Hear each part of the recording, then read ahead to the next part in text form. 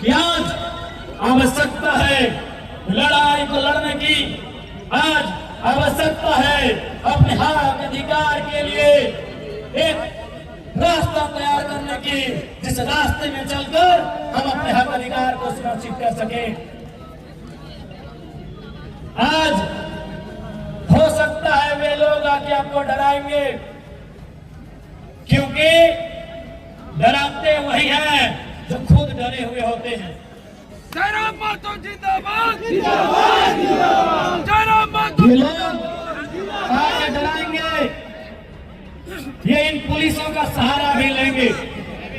मैं पुलिस प्रशासन के तमाम लोगों से भी आग्रह करूंगा, मैं जितने भी सेना सिपाही के लोग हैं, फौज के लोग हैं, मैं उनसे भी सभी से आग्रह करूंगा कि आप लोग भी कम से कम इतिहास को जानते ही हैं कि किस प्रकार से ईस्ट इंडिया कंपनी के शासन में पुलिस का सहारा लेकर, डंडों का सहारा लेकर आंदोलन को दबाया जाता था। आज आपका सहारा उसी लिए लिया जाता है। इसलिए इस बात का ध्यान रखेंगे, आप किसी भी रैयत पर जुल्म ना करें।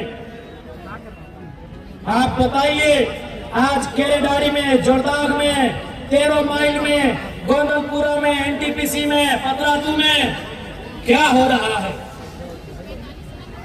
500, 400, 200 की संख्या में पुलिस के जवान रात के 2 बजे रैयत के घर आते हैं, उन्हें उठाकर थाना ले जाते हैं। अरे भाई, कोई आतंकवादी के लिए उतनी मुस्तैदी नहीं होती है जितनी मुस्तैदी रैयत को उठाने के लिए किया जाता है। हम कैसे माने? ये वही लोकतांत्रिक भारत है जिसकी कल्पना महात्मा गांधी ने किया था, जिसकी कल्पना डॉक्टर भीमराव अंबेडकर ने किया था, जिसकी कल्पना शहीद आजम भगत सिंह ने किया था। क्या ये वही भारत है? मैं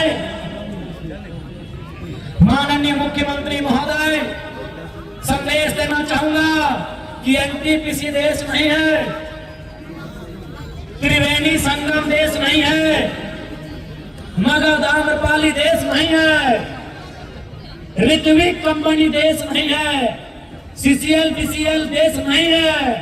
देश किसान का खेत है मुख्यमंत्री साहब। देश किसान के खेत से शुरू होता है, सभ्यता किसान के खेत से शुरू होती है। इसीलिए एनटीपीसी आज है, शायद कल नहीं होगा। आज से 100 साल पहले एनटीपीसी नहीं था, लेकिन किसान का खेत Mohenjodaro, Harappa, Indus valley civilisation के समय से है। तब से सभ्यता है, तब से किसान का खेत है। इसलिए मुख्यमंत्री महोदय, जिले की डीसी, जिले के एसपी महोदय, मैं आपको कहना चाहूंगा, ये जो आप लोग बार बार कंपनी का पक्ष लेते हैं, कंपनी की तरफ से लाठीचार्ज करते हैं, ये एनटीपीसी देश नहीं है। मेरे साथियों, मेरे मुख्यमंत्री, मेरे डीसी, मेरे एसपी महोदय, एनटीपीसी देश नहीं है, देश किसान का खेत है। माननीय मुख्यमंत्री महोदय विधानसभा में महात्मा गांधी की फोटो आपने टांगा है। माननीय उपायुक्त महोदय, माननीय उपायुक्त महोदया जो भी है, माननीय पुलिस अधीक्षक महोदय अथवा महोदया जो भी है, आपने अपने कमरे में महात्मा गांधी की फोटो टांगी है। तो महात्मा गांधी का आदर्श क्या था? महात्मा गांधी का विचार क्या था? महात्मा गांधी कहते थे, भारत की आत्मा बसती है, भारत की आत्मा बसती है। कहाँ? भारत की आत्मा बसती है कहाँ? गाँव में। कहाँ? गाँव की आत्मा बसती है किसानों में। की आत्मा कहाँ बसती है? आवाज नहीं आ रहा है, एक साथ बोलिएगा। भारत की आत्मा कहाँ बसती है? गाँव की आत्मा कहाँ बसती है? और किस किसानों की आत्मा खेत खलिहान हो। ये दर्शन है मुख्यमंत्री जी। ऋषि महोदय, बिना गांधी को पढ़े आप IAS की नौकरी नहीं पाए होंगे। SP महोदय, बिना गांधी के आपने ये नौकरी नहीं पाया होगा। पढ़िए गांधी को, पढ़िए गांधी के जीवन दर्शन को। देश का मतलब गांव होता है, गांव का मतलब किसान होता है, और किसान का मतलब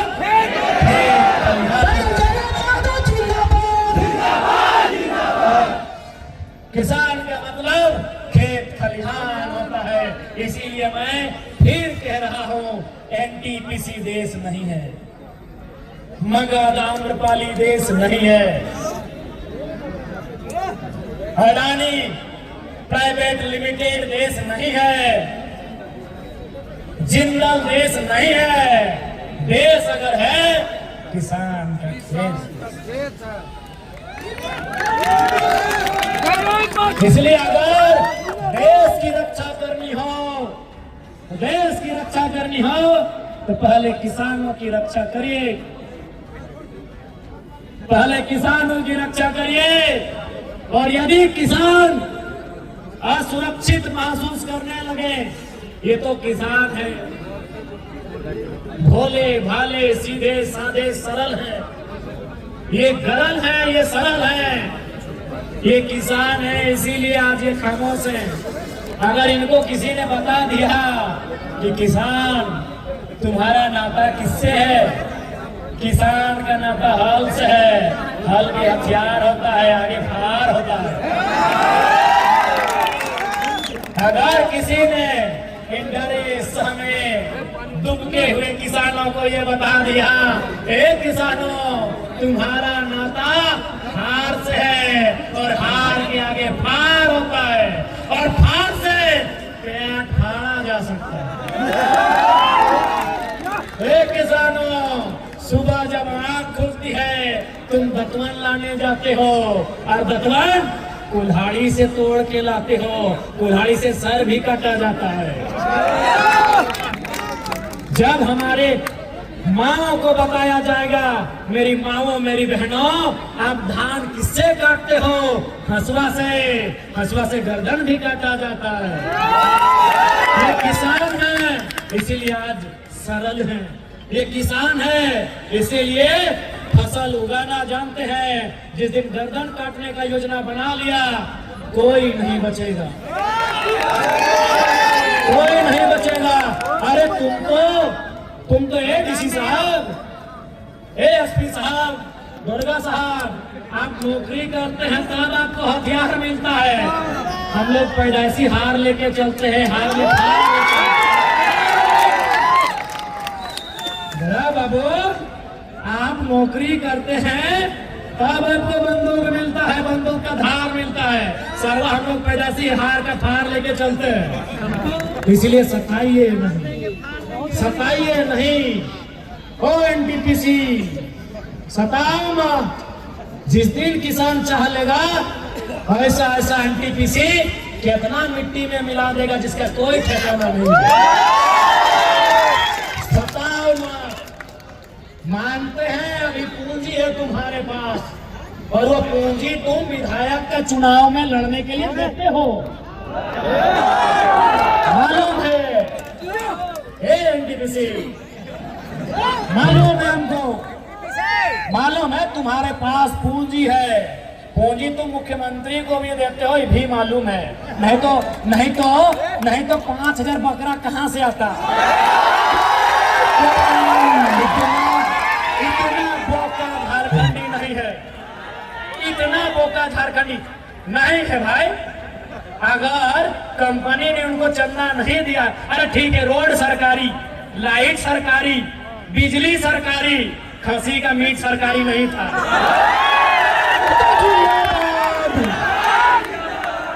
बांकुड़ा का रसगुल्ला सरकारी नहीं था, पुरुलिया का गाजा सरकारी नहीं था, और झाला का मिठाई सरकारी नहीं था। ये सबको मालूम है। वो कड़वी सच्चाई आप जानो मानो, वो कंपनी ने दिया है, रोड सरकार बनाई होगी। मिठाई का दाम कंपनी से, अभी अवैध पैसा। गुरुजी भी खुश नहीं होते अगर आज होते तो। हमको मालूम है एनटीपीसी आपका चंदा सीधे सीएम साहब के दोस्तों को जाता है, शायद उनको भी जाता होगा। हमको मालूम है कि आईएएस आईपीएस लोग बहुत ईमानदारी से कसम लेता है संविधान की, लेकिन बाद में उन लोग कभी घर परिवार है मैनेज हो जाते हैं। हमको मालूम है, लेकिन याद रखिएगा हमारे पड़ोस में एक देश है, उसका नाम है बांग्लादेश। जनता प्रधानमंत्री के घर घुस गई और एक को खिड़की उखाड़ के ले आई एनटीसी वाले। हमारे पड़ोस में एक देश है, उसका नाम है बांग्लादेश। भूखी सताई लाचार बेबस जनता प्रधानमंत्री के घर में घुस गई और एक ईंट उखाड़ के ले गई। हमारे बगल में और एक देश है पड़ोसी जो हमसे जल सीमा साझा करता है, नाम है श्रीलंका। राष्ट्रपति के घर घुस गई, राष्ट्रपति के घर जनता घुस गई। ये जनता है, जिस दिन चाहेगी डीसी का ऑफिस हो, एसपी का ऑफिस हो या सीएम का ऑफिस हो, एक ईंट कबाड़ के ले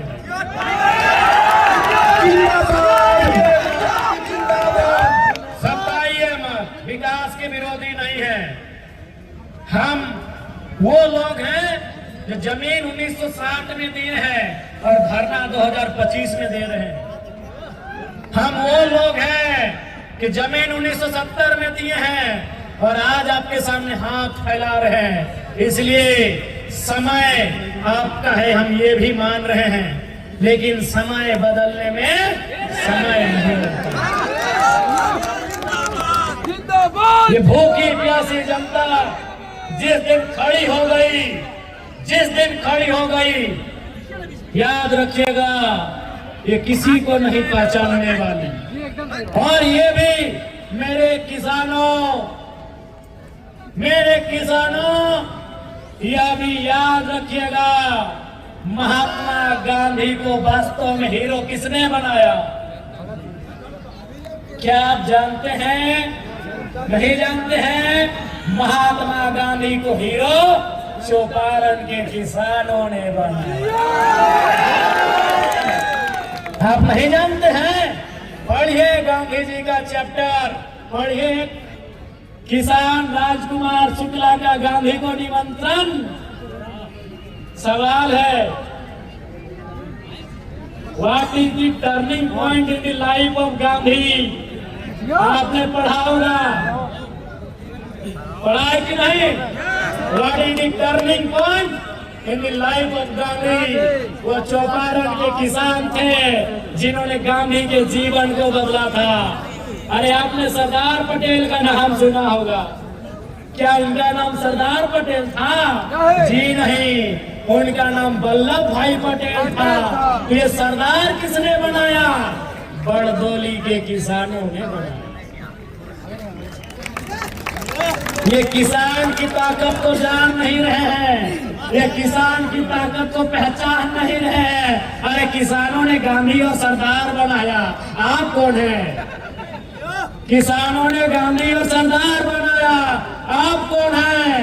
किसान बनाने वाले हैं। किसानों ने बनाया है, किसानों ने फसल उगाया है। जिस दिन काटने पे आ गए ना, जिस दिन बिगाड़ने पे आ गए ना, ये पुलिस, ये प्रशासन, ये चुपचाप देखती रह जाएगी, ये देखती रह जाएगी। इसलिए यदि पूंजी तुम्हारी है, सुनो कंपनी वालों, आपसे हमारी कोई शत्रुता नहीं है। शत्रुता आपकी नीतियों से है, आपकी गलत नीतियों से है। यदि पूंजी तुम्हारी, जमीन हमारी। यदि पूंजी तुम्हारी, जमीन हमारी, बराबर की करो अब हिस्सेदारी। तुम कहाँ के हो? हे किसानों, हम यहीं के हैं। ये खेत हमारा है, ये गांव हमारा है। टाटा फारसी है, अरे भाई, बाकी विधायक लोग मुंह चुप रखे, वो डरे तो डरे। डुमरी विधायक सीना ठोक के बोलता है, Tata is not an Indian, Tata हिंदुस्तानी नहीं है। आप जानते थे? आप जानते थे? टाटा हिंदुस्तानी नहीं है, टाटा फारसी है, फारसी है। आपने कभी टाटा का झंडा देखा है? नहीं। उनकी गाड़ियों में जाके देखिएगा और लोकतांत्रिक भारत में सवाल कीजिएगा, तिरंगा क्यों नहीं है? क्योंकि उसके लिए बड़ा खोपड़ा चाहिए। ये कोयला चोरी, बालू चोरी करने वाला नेता का दिमाग वहां पर नहीं जाएगा। कभी जाके टाटा का निजी झंडा देखिएगा। भैया पीएचडी कर रहे हैं, उसका काम होता है रिसर्च करना। हर जगह रिसर्च करते हैं। कभी भी टाटा का निजी झंडा देखिएगा, आपको बता देगा वो कहाँ का है। मेरे भाई, उनका अपना झंडा होता है, because they are not Indian. नहीं है वो भारतीय, हम यहीं के हैं, हम यहाँ के इंडिजिनियस हैं। We are real Indians. लेकिन आज हमारी वैल्यू कहाँ? क्योंकि आज भले भारत का संविधान कहे कि हम समाजवाद भारत का निर्माण करते हैं, लेकिन गांव में आकर देखिए, हमने पूंजीवाद भारत बनाया है, हमने एनटीपीसी का भारत बनाया है, हमने टाटा का, हमने बिड़ला का, हमने अडानी का, हमने अंबानी का भारत बनाया है। ये कल भी सच्चाई है। आज याद रखिएगा, अंग्रेजों के कालखंड में जब 15 अगस्त 1947 में अंग्रेज भारत को छोड़ के चले गए, आप एक रिसर्च करिए कि भारत की आबादी क्या थी। 30 करोड़ से 35 करोड़ होगी। या भी रिसर्च करिए कि भारत की गरीबी का दर क्या होगा, भारत की अशिक्षा का दर क्या होगा, भारत की बेरोजगारी का दर क्या होगा। सारे चीजों को रिसर्च करिए, आपको पता चलेगा। आज 70 साल बाद आजाद भारत में, इंडिपेंडेंट इंडिया में, अपने भारत में हम अंग्रेजों से कई ज्यादा गुना बेकार हालत में आ गए हैं। गरीबी अगर अंग्रेजों के टाइम 5% थी, आज 25 के आसपास हो गई है। भूखमरी अगर अंग्रेजों के टाइम 7% होगी, आज 28% हो गई होगी। यदि शिक्षा अंग्रेजों के टाइम 2% होगा, आज वो 15% के पार कर गया होगा। तो सवाल तो बनता है कि अंग्रेज अपने नहीं थे, फिर भी इतना अच्छा था। आज क्या हुआ? आज क्या हुआ? उसका जवाब भगत सिंह के जेल डायरी में है। क्या उत्तर है? भगत सिंह ने जेल डायरी में क्या कहा है कि हम आजादी गोरों से तो ले लेंगे, हम आजादी गोरों से तो ले लेंगे, लेकिन ये आजादी चंद मुट्ठी भर भूरों के हाथ तक सीमित नहीं रहनी चाहिए। गोरे चले गए, गोरे राज कर रहे हैं, सांवले राज कर रहे हैं। काला नहीं बोलेंगे, वो रंग भेद में आ जाएगा, उसके लिए माफ नहीं बोलिए, खोल के बोलिए। सांवला का ठीक है।